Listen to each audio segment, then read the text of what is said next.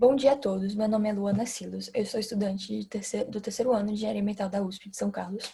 Eu vim falar um pouquinho da administração científica na área de tecnologias para o desenvolvimento sustentável, tratamento de poluição, orientada pelo professor Dr. Marcos Lanza e com a colaboração da doutoranda Tainara Oliveira Silva. Bom, o meu projeto inicialmente era para falar da aplicação, estudar a aplicação de carbono modificado com óxidos bimetálicos à base de zircônio, em EDGs para eletrogerar peróxido de hidrogênio. Porém, com a pandemia, não foi possível obter esses óxidos bimetálicos. Então, a gente decidiu, com o auxílio da Tainara e com a orientação do professor Marcos, estudar a aplicação de carbono amorfo puro, o Printex L6, em eletrodos de difusão gasoso para a eletrogeração de peróxido de hidrogênio.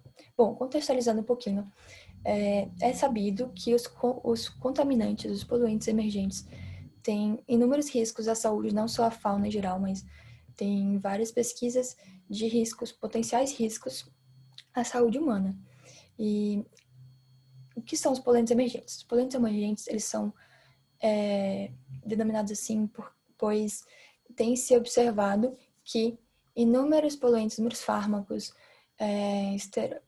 hormônios esteroides, hormônios sintéticos, anticoncepcionais, pesticidas, herbicidas, eles têm, e até produtos de poluentes de origem da beleza, da indústria cosmética, eles não têm sido retidos nas estações de tratamento de água e de esgoto.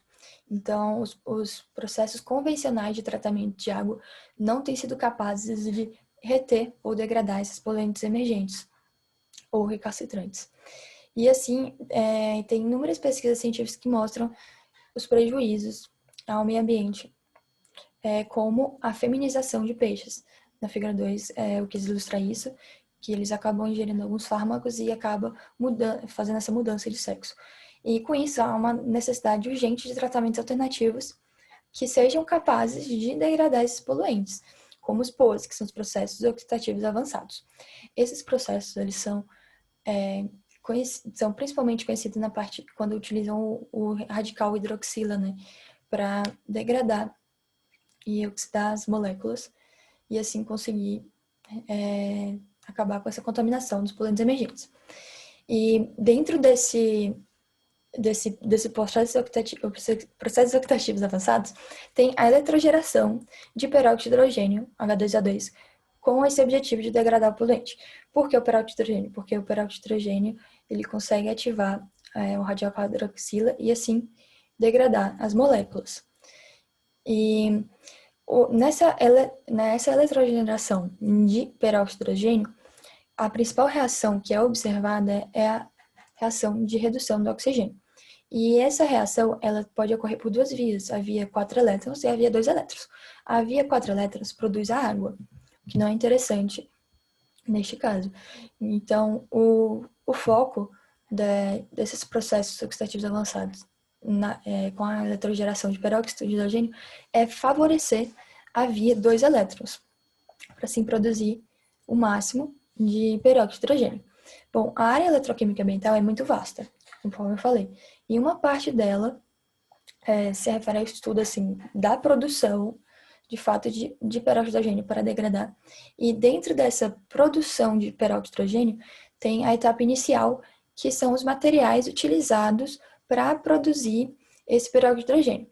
E então a minha pesquisa ela está nessa parte da eletrogeração de peróxido de hidrogênio, o estudo de materiais nessa eletrogeração, que no caso foi utilizado o carbono amorfo Printex L6. Bom, os objetivos dessa pesquisa foi estudar a eletrogeração do peróxido de hidrogênio em meio básico, visando a utilidade na degradação de fármacos emergentes recalcitrantes. Então, como já existem muitas pesquisas estudando, né, a eletrogeração de peróxido no meio ácido, no nosso grupo, o Grupo de Processos Eletroquímicos Ambientais, o GPA, principalmente no caso da Tainara e o professor Marcos, a gente achou muito conveniente pesquisar em meio básico para ver se é eficaz ou não os usos dos ADGs de carbono amorfo em meio básico, na eletrogeração. Então, Esse estudo foi feito em principalmente 2 etapas. A primeira etapa foi o RRDE, que é Rotating Ring Disc Electrode, que foi analisado, né, foi feita a caracterização eletroquímica para estudar a RRO, a reação de redução do oxigênio, em menor escala, né? E depois ocorreu a produção e então a aplicação dos eletrodos, os EDGs, à base de carbono em célula eletroquímica para estudar a melhor densidade de corrente, encontrar a melhor densidade de corrente para a eletrogeração de peróxido e analisar o comportamento no meio básico. Bom, quanto aos métodos e procedimentos, na primeira parte que eu comentei da RRD, foi utilizado o potenciostato galvanostato Autolab, PGS-TAT 128, e foi da marca Pine Instruments, composto com um anel de platina. E assim, no disco de carbono vítreo foi colocado a microcamada de carbono para ser estudada a RRO.